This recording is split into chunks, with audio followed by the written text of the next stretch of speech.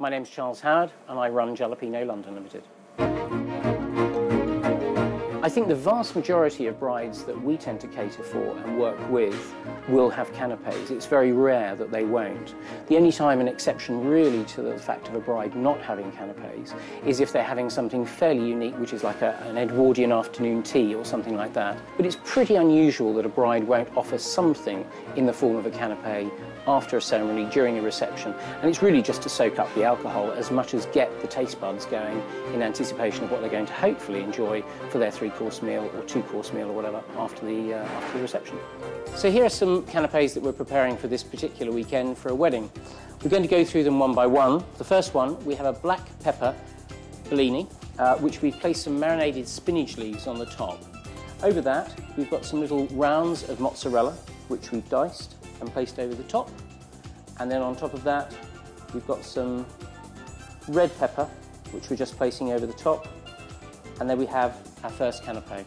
Canapes have to be small, there's no two ways about it. There is no point in having anything that is larger than one bite size. If it's larger than one bite size, you're in trouble. First of all, the bases invariably collapse. Secondly, the toppings will fall off, goes over somebody's outfit, ruined for the day. So really, really important that the canapes have to be bite size, you can just pop it in. They have to be imaginative and they have to be creative. In a way, they should not be reflective of the meal, I don't think, that the client is going to offer their guests. It should be something completely different. It can be regional, it can be international. You could have a very quintessential English menu, but you could have Thai or Far Eastern or Indian canape selection just to take people off the track of potentially what they're going to have, but also to introduce some other flavours. So our second canape is a little Asian wild rice cake, and we've placed some orange creme fraiche on the top.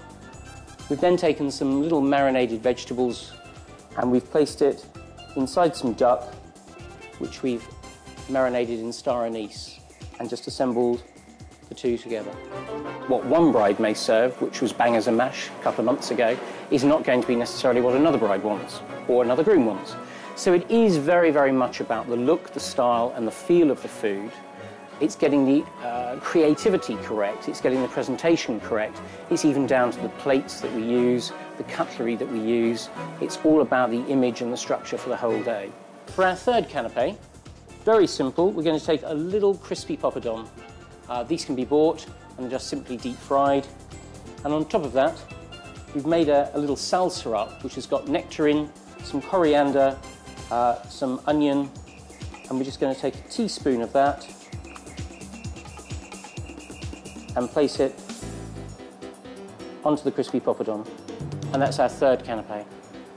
Ladies I know are slightly less adventurous and slightly more hesitant in the way maybe things are necessarily presented. So if you've got an amazing sort of espresso muji spoon or something like that, or an oriental sampan china spoon, they will possibly think twice about popping it into their mouth. The easiest way to describe it is basically eating an oyster, as you would chuck an oyster. So I think ladies are a little bit more hesitant, also because of the outfits that they're wearing. Gentlemen tend to come along and just sort of gorge themselves and just eat. I think the fun thing about what we do is that we're always trying to create new things. So I might go through a season for 4 months loving a canape.